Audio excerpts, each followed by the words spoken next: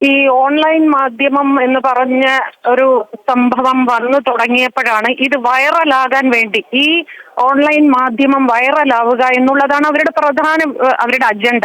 ഈ വൈറലാകാൻ വേണ്ടി ആരെയും എന്തും പറയാമെന്നുള്ളത്, സ്വന്തം വീടുകളിലുള്ളവരെ പറഞ്ഞാൽ പോലും അവരാലോചിക്കുന്നത് ഞങ്ങൾക്കിത് വൈറലായി പൈസ കിട്ടുന്നുണ്ടല്ലോ, യൂട്യൂബിന്റെ പൈസ കിട്ടുന്നുണ്ടല്ലോ എന്നുള്ളതാണ് അവരുടെ ലക്ഷ്യം.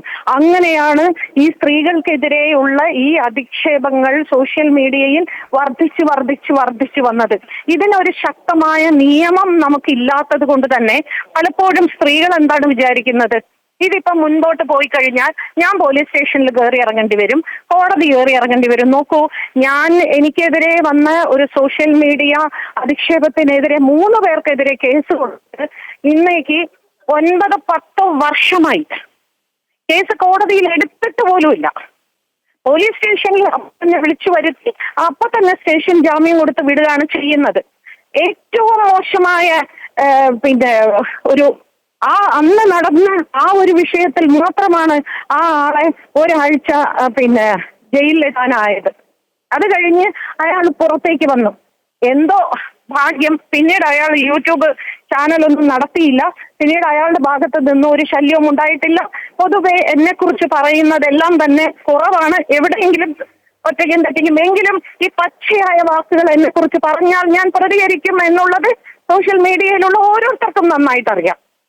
ഈ വിഷയം ഞാനൊരു 4-5 ദിവസം മുമ്പ് ഞാനൊരു ഇൻസ്റ്റാഗ്രാമിൽ ഒരു പോസ്റ്റ് ഇട്ടിരുന്നു. ഞാൻ ഫേസ്ബുക്കിൽ ഇല്ല, അതുകൊണ്ട് തന്നെ ഫേസ്ബുക്കിൽ ഞാനൊന്നും കാണാറും കേൾക്കാറുമില്ല. ഇൻസ്റ്റാഗ്രാമിൽ ഞാൻ ഹണി റോസിനെ പർപ്പസ്ഫുള്ളി ഞാൻ പ്രൊവോക്ക് ചെയ്യാൻ വേണ്ടി ഞാനൊരു പോസ്റ്റ് ഇട്ടിരുന്നു. എന്തുകൊണ്ട് ഹണി റോസ് കമന്റ് ഇട്ടവർക്കെതിരെ കേസ് കൊടുത്തതുപോലെ ബോബി ചെമ്മണ്ണൂരിനെതിരെ കേസ് കൊടുക്കുന്നില്ല? ബോബി ചെമ്മണ്ണൂരിന്റെ പേരെന്തുകൊണ്ട് വിളിച്ചു പറയുന്നില്ല? അവര് ഒരു ചാനലിൽ സംസാരിക്കുന്ന കേട്ടു, ഞാൻ പേര് പറഞ്ഞില്ലെങ്കിൽ അയാൾ ആരാണെന്ന് എല്ലാവർക്കും അറിയാമല്ലോ. ഞങ്ങൾക്കറിയാം, പക്ഷെ നിങ്ങളാണ് പറയേണ്ടത്. അത് പറഞ്ഞതിന് ശേഷമാണ് ഇങ്ങനെ ഒരു നടപടിയിലേക്ക് അവർ വന്നത്. വളരെയധികം സന്തോഷമുണ്ട്. പക്ഷേ ഇത് വെറും ഒരു കസ്റ്റഡി എടുത്തു, കുറച്ച് ചോദ്യം ചെയ്തു. അയാൾ ഇന്നലെ ഒരു ചാനലിൽ പോലും ഇരുന്ന് പറഞ്ഞത് എന്താണ്? ഞാൻ അവരെ അപമാനിക്കുന്ന രീതിയിൽ ഒന്നും പറഞ്ഞിട്ടില്ല. അതിന്റെ അർത്ഥം എന്താണ്? അയാൾക്ക് മനസ്സിലായിട്ടില്ല. ഇപ്പോഴും അയാൾ തെറ്റ് ചെയ്തു എന്ന ബോധ്യം അയാൾക്ക് വന്നിട്ടില്ല. അയാൾ ഈ സമൂഹത്തിലുള്ള സ്ത്രീകളോട് പരസ്യമായിട്ട് മാപ്പ് പറയുകയാണ് വേണ്ടത്. ഇനി മേലിൽ എന്റെ വായിൽ നിന്ന് ഒരു സ്ത്രീയെയും അപമാനിക്കുന്ന രീതിയിലുള്ള സംസാരമോ പെരുമാറ്റമോ ഉണ്ടാവില്ല. പെരുമാറിയിട്ടില്ലായിരിക്കാം, പക്ഷെ ഈ സംസാരം എന്ന് പറയുന്നുണ്ടല്ലോ, വെർബൽ റേപ്പാണത്. വെർബൽ റേപ്പാണ് അയാൾ ചെയ്തുകൊണ്ടിരുന്നത്. ശരി ശ്രീ ഭാഗ്യലക്ഷ്മി, എന്തായാലും ഇത്തരത്തിൽ സോഷ്യൽ മീഡിയ പെൺകുട്ടികളും ഇതിന് ഉത്തരവാദികളാണ്. സോഷ്യൽ മീഡിയയിലുള്ള പലരും താഴെ വന്ന സ്ത്രീകൾ അതിന് തംസപ്പ് കാണിക്കുക, അല്ലെങ്കിൽ ഹാർട്ട് ചിഹ്നം ഇടുക. അതുപോലെ ചില ഓൺലൈൻ മാധ്യമങ്ങൾ സ്ത്രീകൾ പോയി അയാളെ കൊണ്ട് വീണ്ടും വീണ്ടും വീണ്ടും ഈ പെൺകുട്ടിയുടെ പേര് പറയിപ്പിക്കുക.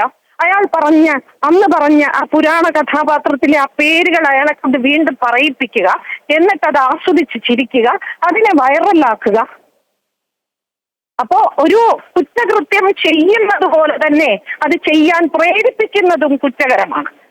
അങ്ങനെയാണെങ്കിൽ ഇവിടെയുള്ള ഒട്ടുമിക്ക ഓൺലൈൻ മാധ്യമങ്ങളും ഇതിന് കാരണക്കാരാണ്.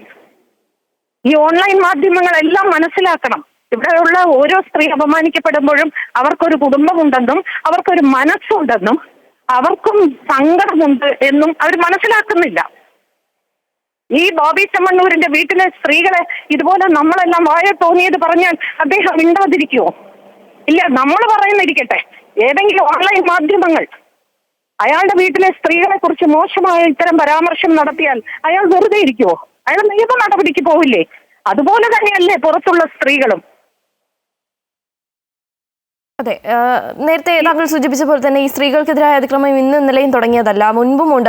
ഇത്തരത്തിൽ നമ്മുടെ നിയമവ്യവസ്ഥയിൽ ഇതിന് കൃത്യമായ ഒരു നടപടി സ്വീകരിക്കാൻ വകുപ്പില്ലാത്തതുകൊണ്ട് പലരും അതുമായി മുന്നോട്ട് പോകുന്നില്ല, പരാതിയുമായി മുന്നോട്ട് പോകുന്നില്ല. പറഞ്ഞിട്ട് എന്ത് നടപടി ഉണ്ടാകാനെന്ന് ആലോചിച്ച് പിന്മാറുന്നവരാണ് പലരും. ഇത്തരത്തിൽ പെട്ടെന്നുള്ള ഈ ഒരു അന്വേഷണ സംഘത്തിന്റെ ഇടപെടലും നടപടി സ്വീകരിക്കുമ്പോഴാണ് ഒരു പ്രചോദനമാവുക. ഇത്തരത്തിൽ വീണ്ടും ഇത്തരത്തിൽ അധിക്ഷേപങ്ങൾ നേരിട്ടവർക്ക് അന്വേഷണ സംഘത്തിന് അരികെ പോകാനായി അല്ലേ? തീർച്ചയായിട്ടും ഇത് യഥാർത്ഥത്തിൽ ഒരാൾ പരാതി പോലും കൊടുക്കാൻ നിൽക്കരുത്. പോലീസ് സ്വമേധയാ തന്നെ, അവർക്കുമുണ്ടല്ലോ ഒരു സൈബർ സെല്ല്, ആ സൈബർ സെല്ല് തന്നെ ഇത്തരത്തിലുള്ള ആളുകളെ കണ്ടെത്തി അവർ സ്വമേധയാ അവർക്കെതിരെ നടപടിയെടുക്കണം. ആ നടപടി എടുക്കുമ്പോഴാണ് പെൺകുട്ടികൾക്ക് കുറച്ചുകൂടെ ധൈര്യം വരുന്നത്.